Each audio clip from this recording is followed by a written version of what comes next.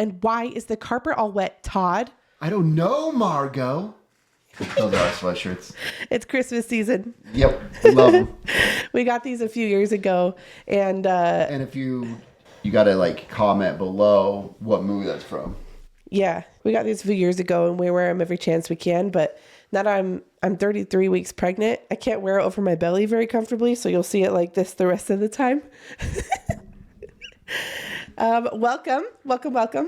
We're excited to talk about a business today. Not just I said a business, just a random business. Go through the phone book. Welcome. Today we're talking about our business. Chris. Yes, we are. Things are taking longer than we think. Take it away. Oh, yeah. I think this is one of the funniest parts about business and just life is that most of us have a vision of where we want to go. And we think, man, when we get there, the old saying of when we get there. And there's a lot of time and gap between when we get there. And really the whole point isn't to enjoy the journey. And part of that, and this is one of our first bullet points that we wrote down, is things will take longer than we think. And there's a common understanding in business that if you look at a deadline, for most people, you'll want to double the deadline in business. So if you think something, oh man, I'm going to work on my website, it's going to get done in 2 weeks, most likely put it as 4 weeks. Because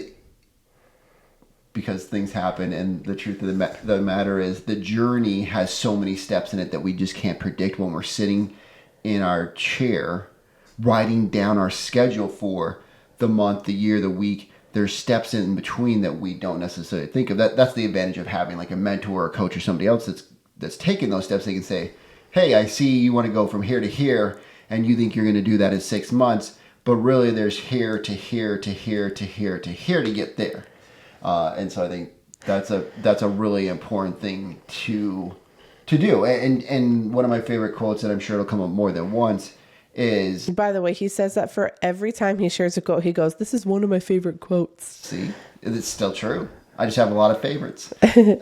So anyways, Jim Collins says, if you have more than 3 priorities, you don't have any. And I want to repeat that. If you have more than 3 priorities, you don't have any. And so for me, and in most business owners, there's a ton of things to do.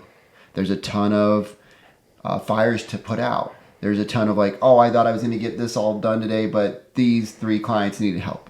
And so really, when we look at that, it's how do we break it down and go like, I prefer one priority if possible, 2 priorities, because it seems like it's the old story of the camel and the tent. And they say when you're living in the Sahara Desert, they ride camels and they put out tents. And so you don't let the camel put even like its nose in the tent. Because if it puts its nose in the tent, then it'll put like most of its head in the tent. Then it'll get its whole head. Then it'll get its back. And then it'll be in the tent. And for us... How is that a bad thing? What if I want to like have a slumber party with a camel? Or is that just not good? Your last slumber party. Anyway, I don't know. You can look that up. I don't know camels about. Okay. But the principle still stands that even when we set up one priority, there's so many other priorities as a small business owner that we feel like we have. And I just want to read this stat because I think it's important. So 70% of small business owners feel overwhelmed by their responsibilities. There are 61% of small business owners are male owned. There's another 14% that are male and female equally owned. So that's over 60% of businesses that are male owned that are sitting here going like, man, I'm overstressed, I'm overwhelmed. And really it helps when we push out the deadline and then we limit our priorities. And I would say sometimes something that we're coming up right now and we have been is we'll have like a virtual assistant or we'll have someone through marketing and we'll say, hey, I know that these things need to be done, but it's like, I don't have the skill set or I've already hired you to do this. So then you have to wait for their time frame. And if anything comes up on their side, then they have to figure that out. And sometimes it's just those unforeseen variables that you got to counter in, but then do your best to stick to that deadline because you could just keep pushing it out.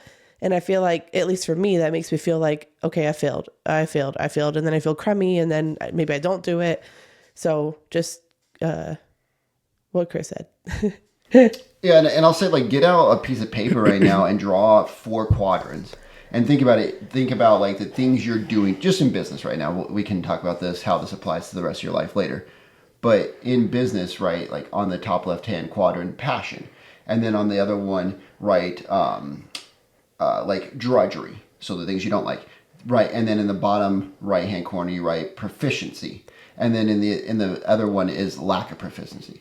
So it's so easy for us to And is this just all things that they have on their mind, on their plate? yeah, so they're going to write down wherever in one of these 4 quadrants the task you're doing for business will fall in. And so you're going to go through your week, your day, your month, depending on how consistent your tasks are and how often they come up in your year. And you're going to write them in those 4 categories. And once you have that list, then you can start to understand, because there's so many tasks, you're not going to be able to do them all. Like you said, hire a VA, hire a marketing team, hire, your employees, whatever it may be, but make sure you start to understand, because in the things that you're like either like that you're lack of proficient or that you like feel drudgery to you, get rid of those tasks as soon as possible. Like delegate them as soon as possible. All your tasks in one of those 4 categories. And when it's drudgery or lack of proficiency, you write that down and then you go, okay, these are the things that I need to delegate or systematize or get rid of. Like just stop doing, get off the list.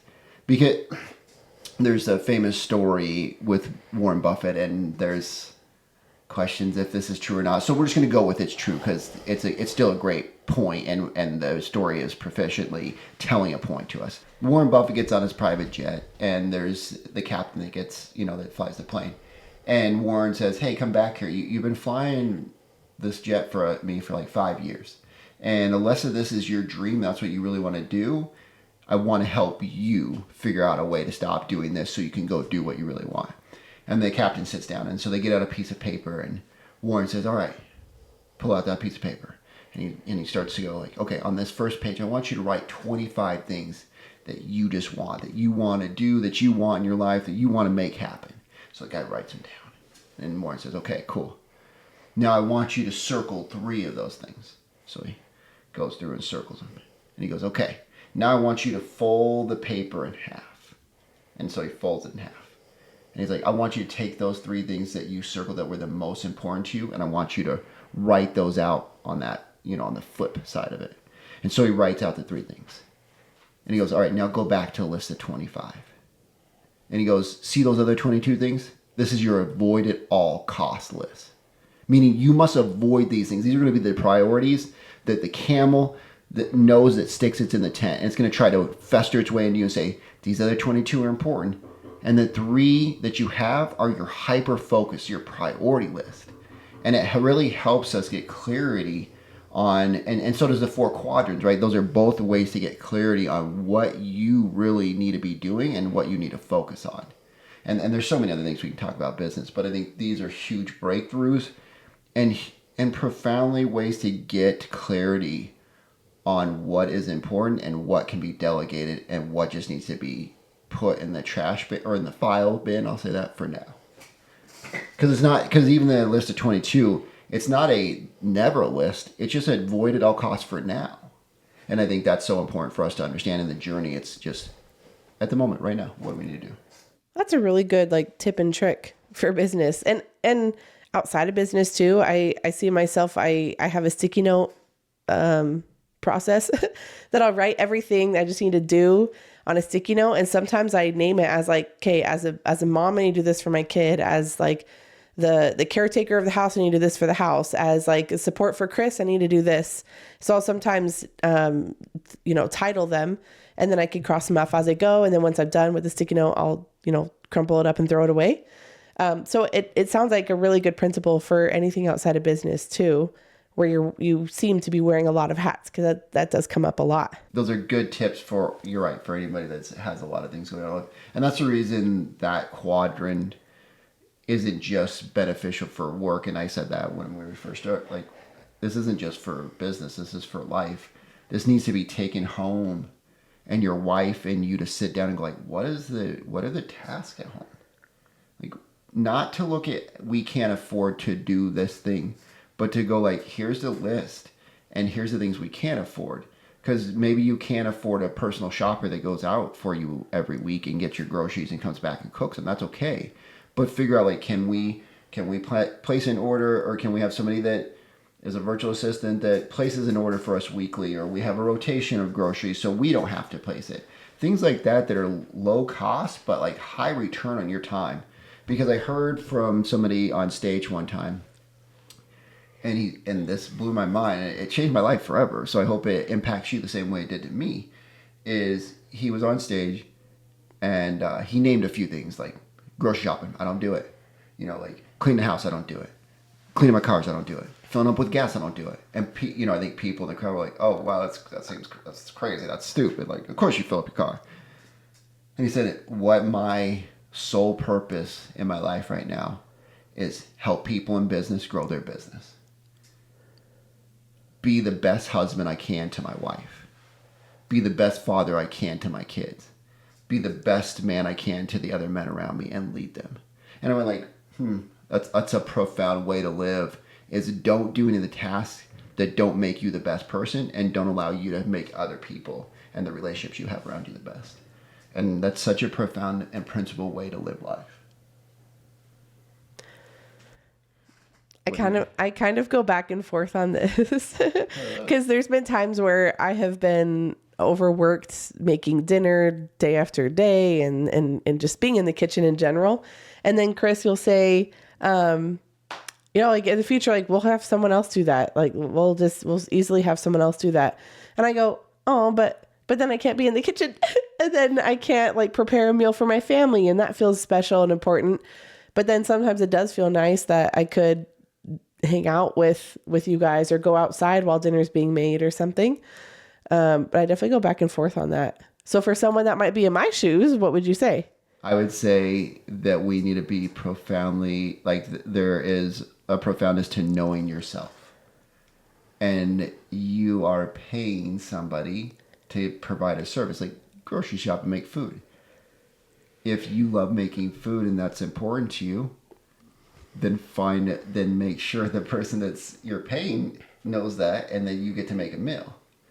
It's not that they take your joy away from if there's a piece you love, but also it becomes stressful at times. So how do you, and that can ebb and flow, but how do you understand yourself so well that you go like, I don't want to go grocery shopping, right? You don't want to do that, correct? You prefer if somebody went and got groceries and brought them to you, yes? If they know my flavor, yes. Yeah. Well, I'm saying you're going to tell them. Okay, cool. Yeah. So we're going to go with somebody that actually is intelligent enough to learn, because that's every human being. So they're going to learn what you like and do what you like. Fighting a little cold over here. Yeah, sorry. But look at how like I told her this last night. I said, you're just so strong because you do so many things, not just the sickness, but the pregnancy and helping me, taking care of the kids. And I just said, you're incredible. If you haven't seen the movie Unsung Hero, I said she's the unsung hero. Anyways, so I lost train of thought for a second. Insta cry.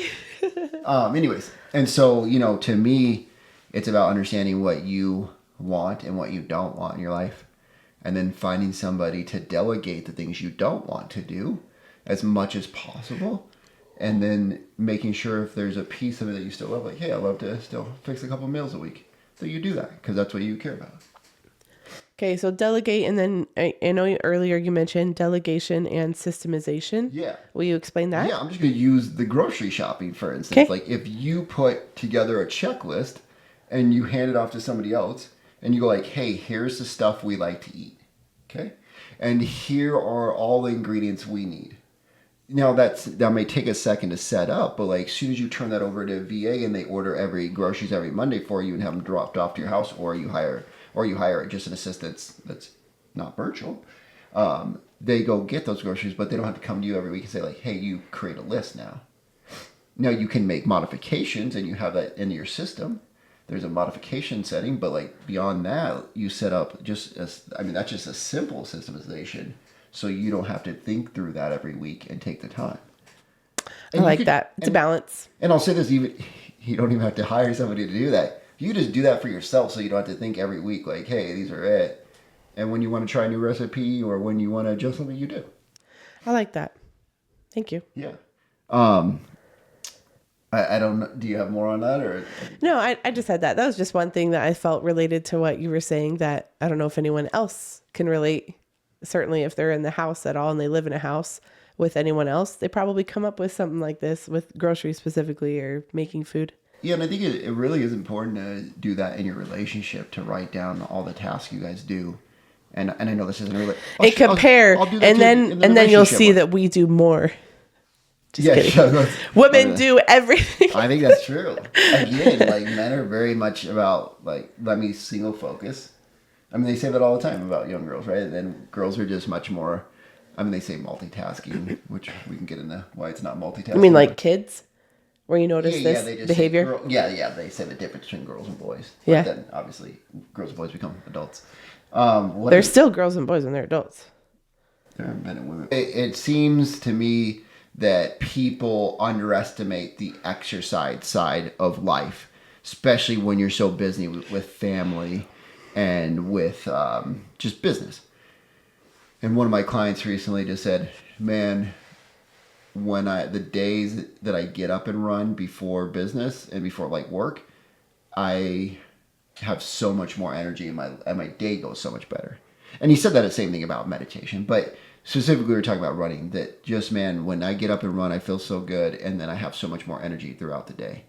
And that's what I think so many of us miss is we get so caught up in the 70% of business feeling overwhelmed that we don't even take, I mean, literally, how long does it take to run a mile for most of us? Somewhere between that 6 to 15 minutes if you're walking.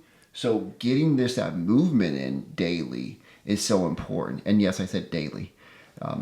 It's very easy to find 15 minutes in a day to go walk a mile or run 2 miles if you're doing it. So I think that's also an important part to start to incorporate into life. It definitely is. And this may just be pregnancy talking, but the last few nights I've been sitting in bed and I'm like moving my legs constantly because I know throughout the days that I've been sick, I haven't been moving a lot. And I just feel more crummy when it's time to rest at night because I've been resting so much and it throws my system off. So when the days I go to the gym and I walk for a couple miles or whatever happens, like those are just better days, even though I have to kind of tuck them into some days, with care because there's a lot going on. But I agree. Does that mean like self-care days? Is that what you're tucking in? Like you tuck in the No, I workout just stuff? mean if there's a lot going on, I'm like, okay, well, I know I can go between 10:30 and 12 or this day, like I can't really go because I have an appointment that morning. So I have to like figure something out or tuck it in somewhere and sometimes just not do it at all. And then I wish I did. That's called the tuck-in rule. Brought to you by Melanie. Yeah.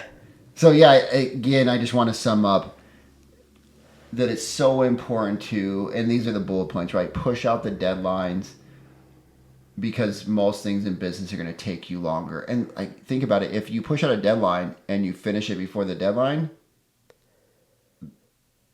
it doesn't harm or do anything. You just now reset up something else to take up the space of time. And there's, I promise I'll sum up quick, but there's also something called the Parkinson's law, and not the Parkinson's disease. The Parkinson's law is that if you give something space, it'll take up that space. So if you give work 8 hours and you say, I'm going to do these 3 tasks over these 8 hours, you'll make sure that it takes 8 hours. And if you say these tasks will take 2 hours, you'll figure out a way to get those tasks done in 2 hours. And so to me, when we look at that, we go like, you don't want to necessarily always give yourself a ton of space, but you also want to understand that as you get going, it's going to take longer than you think. So there's really a key on a way to harmonize and balance those two things that are so important. And it'll really bring down a lot of that overwhelm if you push out a deadline, and yet you'll still have a clear vision of where you're headed. I love that. Can we end with a little jingle? Sure. What are we jingling? I'm going to say, live in harmony. You join me in harmony and we sing it in harmony. So you sing harmony and I'll make it sound good. Sing before. That's what I said. You sing and I'll match and I'll make it sound good. Ready? So you're going to say, I'm going to say live in and I'm going to say harmony. Why did you go high? I had to go low. Okay, I'll go low. Live in. I say live in. Oh. live in Harmony. harmony. What I do? Did I go too high still? It was perfect. Harmony. We'll practice that. We'll get back to you guys. We'll get back to you. All right. Y'all have a great day.